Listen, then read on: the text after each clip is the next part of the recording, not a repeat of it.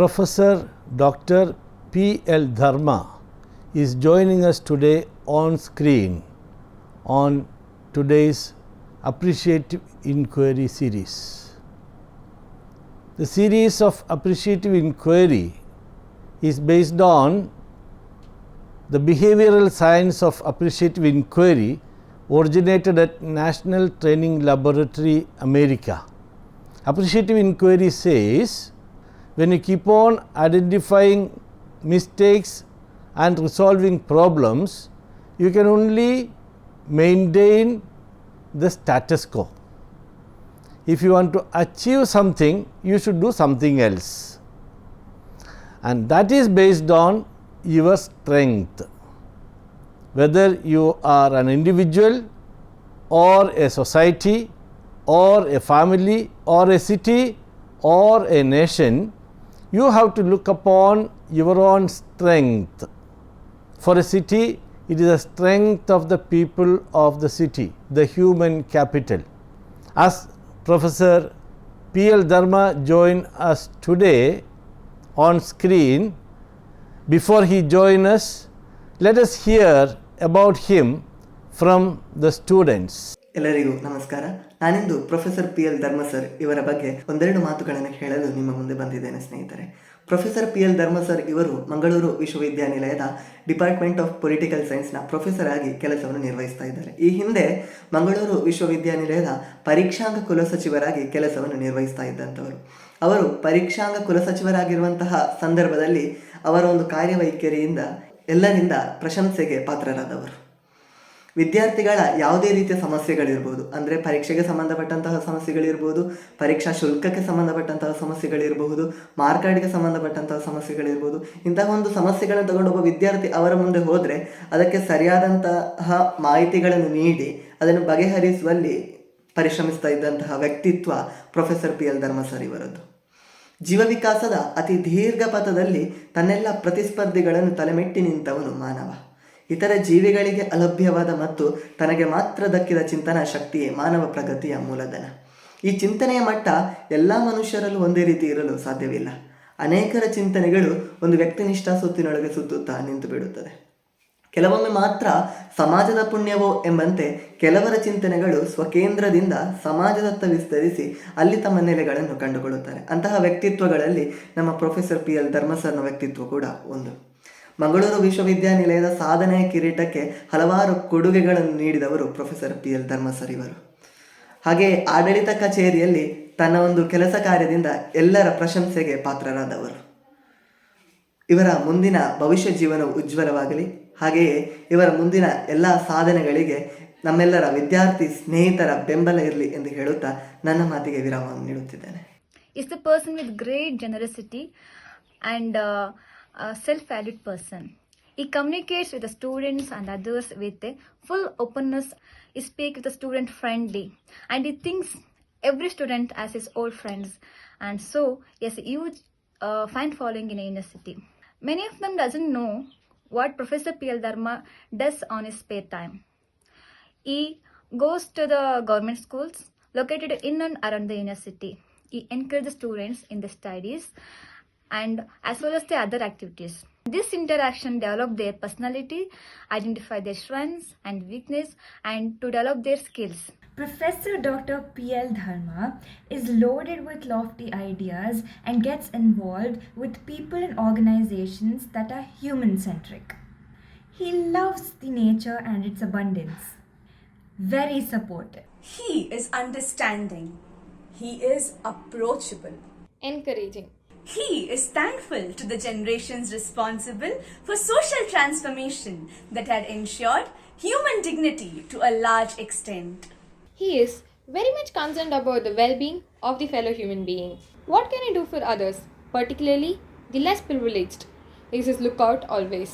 He is a high net worth individual in the happiness index of a humanitarian world. Professor P.L. Dharma is an academician par excellence. He is the name personified.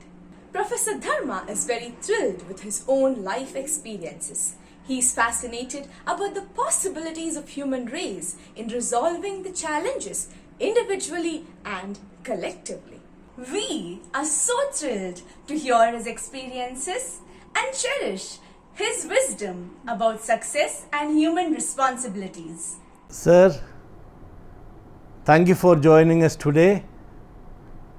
Today's discussion is based on a behavioral science called appreciative inquiry, which is originated at National Training Laboratory, America.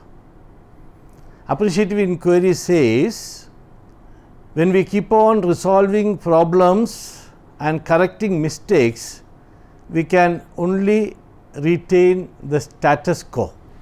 If we want to grow, we should do something else. Civilizations are formed on stories. Religions are also formed on stories.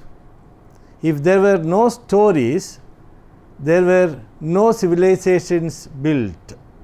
If there were no stories, there were no religions formed. Success is all about stories from the past. With a strong past, we create a strong future. As you join us today, let us start by you telling a memorable story from your own past. Something that you felt so proud about yourself. I did this. What is that one little story which you keep close to your heart, which you cherish all the moments? You said it rightly that there are n number of stories.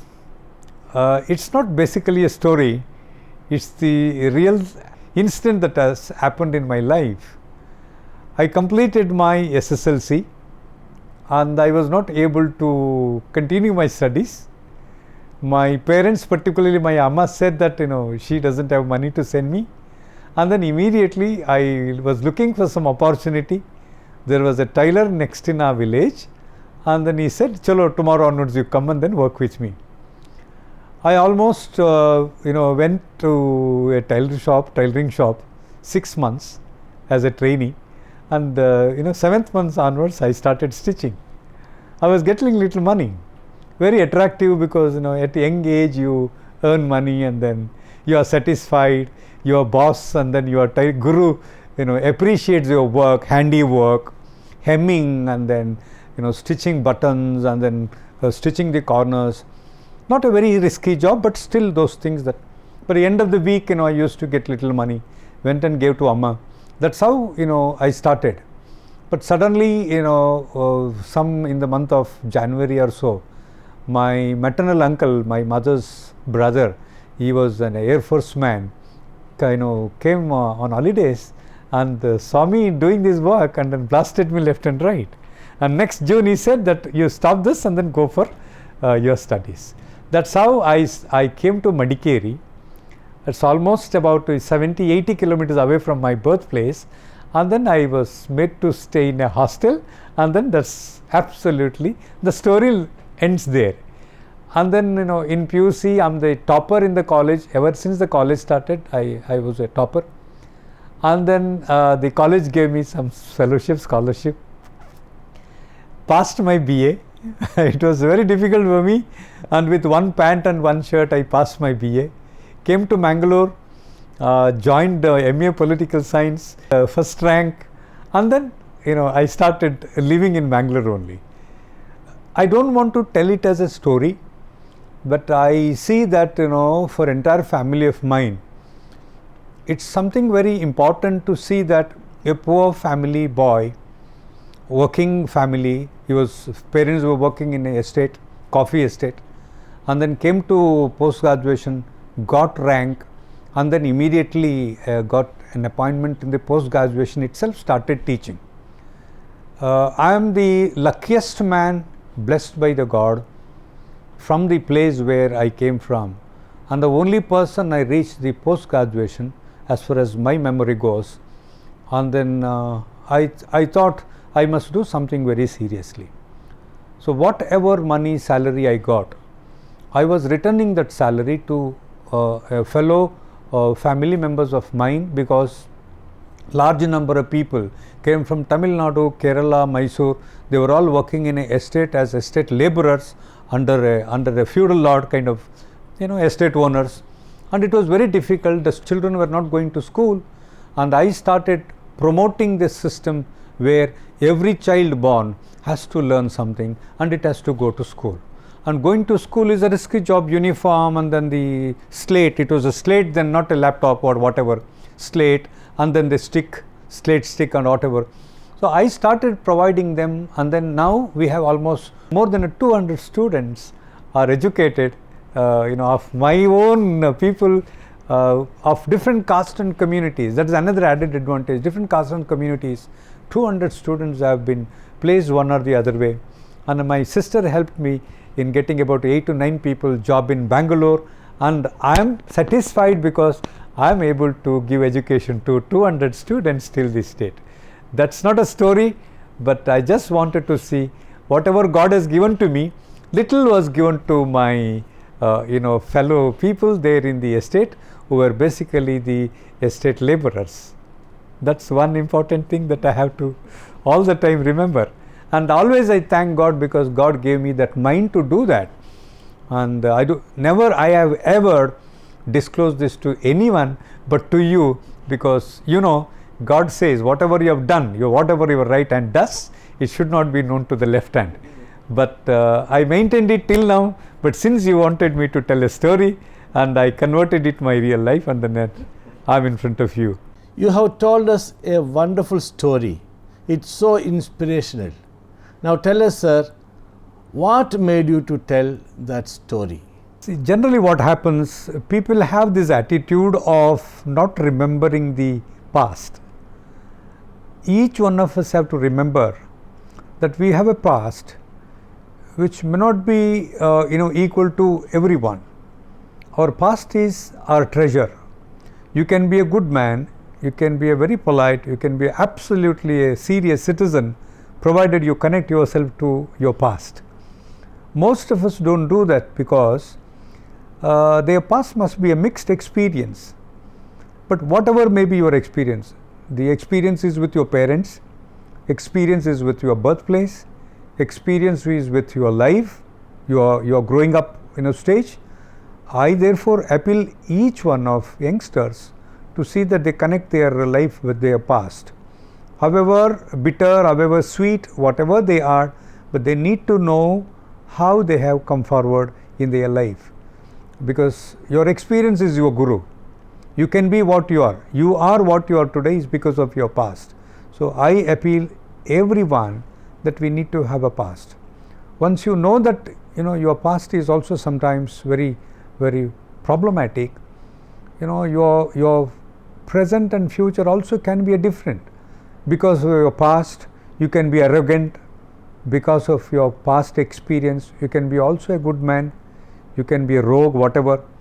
And I am sure past shapes your behavior in the present condition, and we behave according to our past. That's my experience to share with you. What is the message for youngsters in your story? See, life is not that easy. It so happen now the standard of life in India, abroad, everywhere has improved compared to our own parents or grandparents. Most of us take life so easy, and I don't want anyone to take life so easily. There is so much of struggle behind everyone's life, and each one has to know the value of everyone's sweat, and that's very, very important. Otherwise what happens is you build a community which knows nothing about the hard work, hardships that the people have done. We are here not because what we have done. We are here because our elders have done many things to us. We are happy today. We are peaceful today. We have a square meal to eat. We have a shelter. All those things not because that you have earned. It is all because that our elders have given to us of a different variety, including the blessings of the God. And therefore the youngsters today live a life where they don't connect to past, and therefore this is very important that they need to understand that the hardship is the success for their life. They must be having fast money, but money cannot buy everything to them. Ultimately, you go to bed, you sleep, and then you want to have a good sleep, you want to be happy with your family, you want to have a good health. All these things comes only when you are happy inside. Outside you can be happy, you can go for a makeup, you can go wear a good dress, you can borrow, you can wear whatever, gold, whatever. But ultimately the happiness comes from your inside. And inside story is absolutely a great story, which I don't think that the youngsters today cherish, because the life has changed. Youngsters do not realize the significance of the life. Most of problems are today because people have not realized the significance of life. I want them to understand life. It is not that they understand mathematics. It is not that they only understand physics. It is not only they understand the astronomy. They have to understand the science of life, which I think is very important and which is missing at this stage of responsibility of the parents have increased day and day. Most of the parents are working parents today. Fortunately or unfortunately, they are all working parents, find no time to take care of children. That's the reason why the responsibility of the parents are so important today. Each nation, sir, you remember, each nation is struggling to come up today. Struggling to come up against all the odds. And it is not only the story of the nation, it is the story of every family. Every family has to come up now and trying to come up against the odds. And the children have to remember. And children have a great responsibility to carry on the legacy of the parents, which is not happening. Therefore, the family is breaking. We do not have happiness in the family. And surprisingly, I don't know whether you agree with me, you have seen the world, the old age homes are increasing. Give me an answer why, when you have a family, old age home is increasing. Why are the people today are unattended? Large number of parents are unattended by the children. What is happening?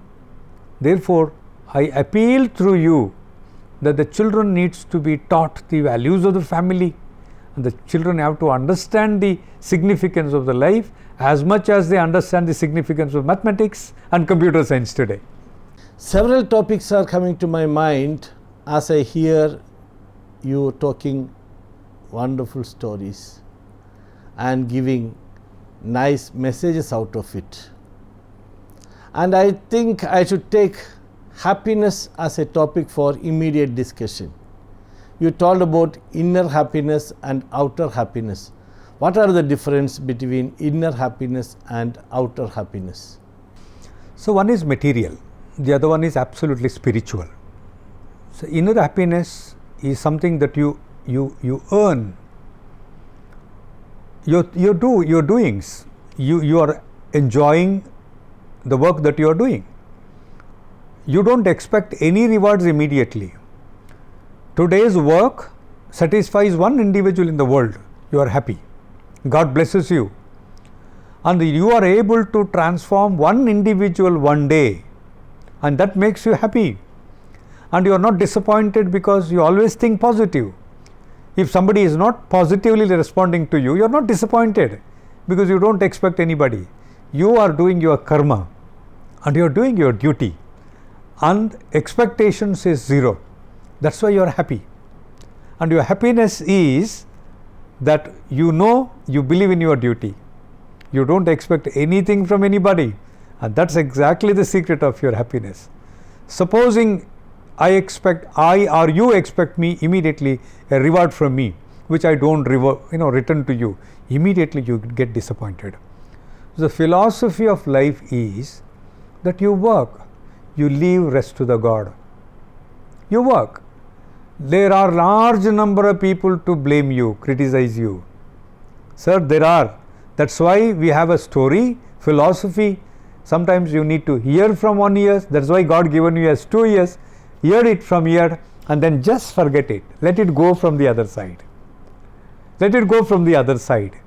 There are n number of people today, because of the material world, are influenced by their own material interest. So each one of them are selfish by themselves to the core, And when you live in a world like that, you need to only do your job. Only God will see what you do, sir. And your Atma will see what you do. That's why the happiness is inside. Outside story is basically a construction. You need to satisfy your boss. Therefore, you wear a good dress. Even if you do not have, you have to borrow and then do it. You need to meet large number of people. And then you have certain protocols to be maintained. And that's why you become most of the time an artificial man. You smile at a place where you don't have to smile, but you are supposed to smile. You keep mum in a place where you are not supposed to do, but you have to do it. So there is a system outside which is controlled by not you, whereas inside you can control it. I am poor, I don't have food, but still I am happy because I have not stolen your money. I didn't get in to steal. I didn't cheat you, anyone. I did not travel in a bus because I didn't have money. I'm happy still. But I traveled, but I did not give money. I argued with conductor. I fought with him, drawn attention of all the bus passengers. I did not do. But still I am happy because I did not travel, because I didn't have money. Your inside happiness is that. Whereas outside, you need to be always artificial. You bring in smile, just bring in smile. Smile doesn't come from inside. When you are happy, see the way you always, when you see a bird, when you see a cattle, when you see a old man, when you see something which is very nice, you always have a smile on your face. That's a different smile, godly smile. But the smile that you do outside, artificial, is not at all a smile. It is only a gesture. So for me, happiness outside is a construction. Happiness inside is cultivation. Is basically a cultivation. It's so wonderful when you speak about construction and cultivation. What is the difference between construction and cultivation? Construction, I play to the gallery. I always construct in front of whom I am there. I am there with a big man, then I will have to play a game. I am there with a fighter, I will have to play a game. But I'm in front of a small boy, then I become a boss. I'm in front of a poor, then I always play a big man role. You know, who is next to you, opposite to you, that decides how you construct your identity. Sir, you don't have to construct your identity in front of the God, and you know you are nothing in front of the God, and then happiness is guaranteed there, whereas happiness is not guaranteed outside. Therefore, construction is always done on the basis of who is in front of you. But I am always aware of the fact that both outside and inside, God is there with me. And He watches me. Whenever I use a word, I do my deed or a karma, whether people are there or not, God is watching me. Therefore, I am always happy. I submit all those good things and bad things to Him, and He knows what I have done. And I have always seen people do not appreciate, but God appreciates in one or the other way. So happiness is guaranteed there, sir.